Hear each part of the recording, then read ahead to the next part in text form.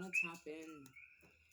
I'm going to tap in to the energies of our ancestors, the energies of the stolen, hidden,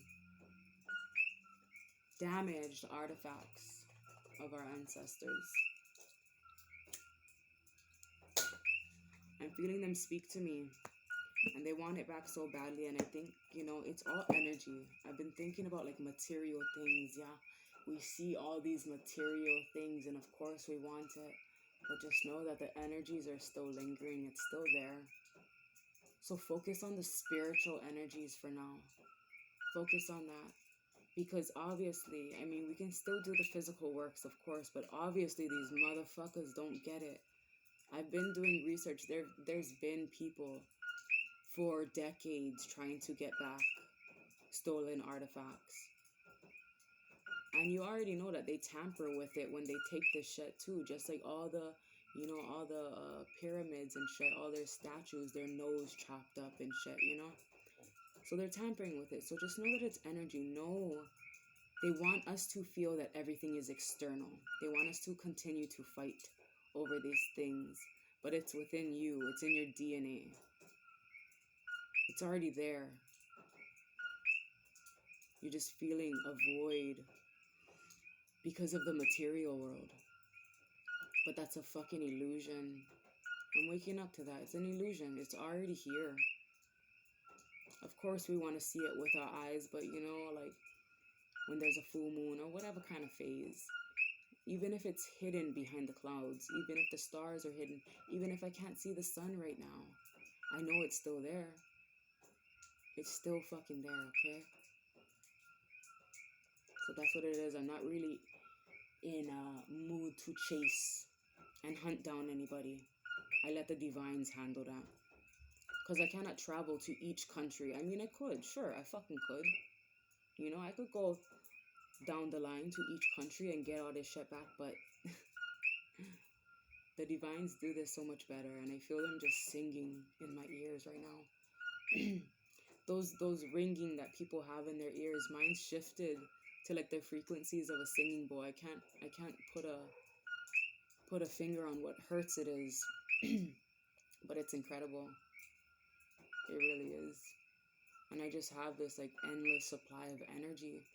The more I tap into this knowledge, like I don't even feel the need to sleep, but I force myself to because it's human and I have babies and I want to make sure I have enough energy. And this is so draining sometimes as well, like the overload of information, but I know it's coming in at the right pace, at the right time. Let's tap into our breath. I'm seeing an S in front of my face and it's reminding me of the snake. The snakes are so ancient. And I felt like they're going to be our messengers. The birds, everything. They have been, yeah. Because there's been people out there doing this works for years. And let's continue it. Picturing a light going down our spine. As we fill our cores, letting our cores rise, not our chest. Awakening dormant spaces within the mind. Letting the blood flow into places they have never been before. We're going to release with the hiss of the snake when we exhale. Picturing the light.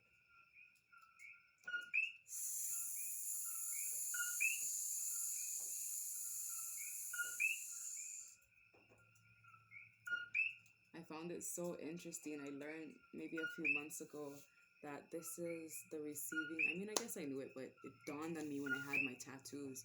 This is the receiving. Wait, this is the receiving? And this is the sending. Whatever the fuck it is, but this is my reptilian energy. No dark-ass energy, kid, tapping in. They want you to think your ancestors and the creatures around you are dark, but they're the ancient ones that can help. That's why they want you to fear these creatures. Yeah. They want you to, I mean, like, especially for us Hawaiians. I grew up being afraid of sharks. And And they're one of the most powerful messengers, especially for these types of missions. So let's continue to call upon them and bring back home everything that they stole. Look at the high priest at the bottom of the deck. We just got the high priestess in the spread I did earlier. The masculine is ready. The masculine within our feminine is ready. Who are they being led by? The birds. Okay, this is a thing, an era that we have to focus our spiritual energies upon getting back what is ours. And look at that. Animal guardians. I fucking told you. Call upon them. They're there to help. They want you to fear these beautiful creatures. And it's not happening. Let's put this out. Let's bring this out. Because yes. Yes and yes. Wow, I don't think I got this card before. Drop your shields. Look at that Krishna energy. And that blue hope diamond. Mostly you know it from the Titanic. It was actually stolen from India by the Krishna River. Drop your shields. Yeah, we're protected. The power is in our hands. Look at that feather energy though. A lot of feathers. Every single card has feathers. I mean, I'm sure this whole fucking deck has feathers, but I don't give a shit. I don't give a shit. Drop your shields. We're protected. It's like a big relief. It's a big relief. Because I'm like, damn, Spirit, you know I don't like no motherfucking airplanes. And they're like, sis, just focus your spiritual energies upon it. I'm like, okay. Got you. So you're gonna have to go on a motherfucking expedition or something. Shit. Water Guardian, connect to your emotions. Beautiful, beautiful. I'm seeing the black pearl. Very Polynesian to me. And the white pearl. Drop your shields, connect to your emotions, that spiritual energies, you know, the electric within. Control that shit there. There you go. Heart Guardian, love. And let yourself be loved.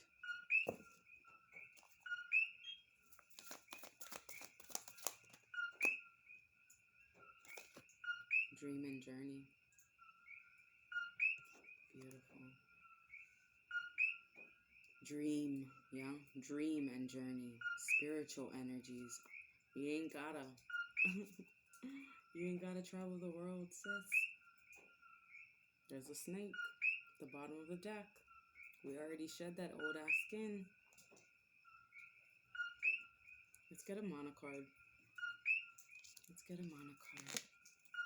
Alright.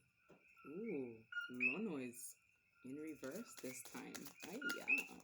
Kamapua'a. I kind of want to hear what Kamapua'a has to say. I think he's coming to me. Okay. Kamapua'a. Look. They're ready. They're ready. 4 eyes. Interesting. Because they have our eyes with them. Yeah. Connected. We're connected. Number 8. Ooh, abundance. So I'm feeling even when it's not harvest time, there's abundance coming. Ooh, that's right before Mano. The shark. Kamapua'a has been described as greedy, egocentric, and chaotic. He carelessly roots up soil with his snout and disrupts the landscape, destroying whatever is in his way. The stories of Kamapua'a's conquest in love and war are well known in the islands. But as any caretaker of the crops of the earth knows, overturning the soil, mahalo, overturning the soil may help to keep it oxygen rich and fertile. Therefore, the recklessness of kamapua'a may help keep you from taking yourself too seriously and provide you with the fertilizer to finish projects with freshness. Sometimes the formlessness, freedom, and carelessness, spontaneity, and passion are just what it takes to get out of a rut. Taken to the extreme, however, too much rutting can leave the soil unfertile and dry as dust. The appearance of kamapua'a may also be warning you to be aware. Beware of the lack of discipline and carelessly running from one thing to the next. In these instances, it becomes necessary to set limits on yourself in order to transform the reckless ruts of kamapua'a to the predictable, preserving peacefulness of lono. That's beautiful. So that's what I was saying, like knowing what to do. I don't gotta go off on this journey. So whatever that fucking means for you. Yeah. Whatever that means. I'm not gonna make sense of it because that's for you. It's not for me, that's for you. Oh, mosquito. What the fuck? Master, manifester. Focused. Ooh, going on the intend and create. She's going on the high priestess. Look at them. So it's like the feminine's focused on it. The masculine carries out the message. And the birds deliver.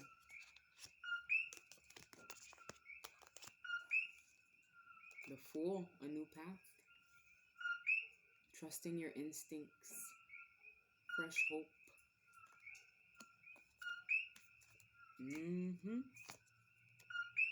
The Wheel of Fortune. Big luck coming in when you drop your shields. Look at that. Look at that full circle energy. Circle. Circle. Wheel of Fortune. It's coming. Yes, indeed. Because someone's having a big change in perspective. Yeah, this is someone who went through a lot of shit. But she's still able. She's still willing and still able. It came up. Because she has that endless supply of energy. It never runs out. But this is also speaking of, I'm seeing it as the birth of a new cycle. What did I write? Oh my gosh, Libra season, you guys. I don't know if anybody remembered, I posted about the ometer. It's one of those machines that they use to, something with electricity, okay? I don't want to get too much into it, but they have this sign. That's the sign for it. That's the Omega. And that's just like the sign for Libra. The only difference is they have a line underneath it. So we're removing that line. We're removing that cutoff. And the Omega represents the great end, grand closure, conclusion of a large-scale event. Large-scale event. The scales are being motherfucking balanced. I've been telling you, Libra season is going to be big. Whether it's in the physical or just that spiritual energy, yeah? People are just going to be waking up to who they are. Knowing that everything that they're seeking is within them. Yes, look at that. Everybody coming together. And the masculine is keeping a watchful eye on the feminine.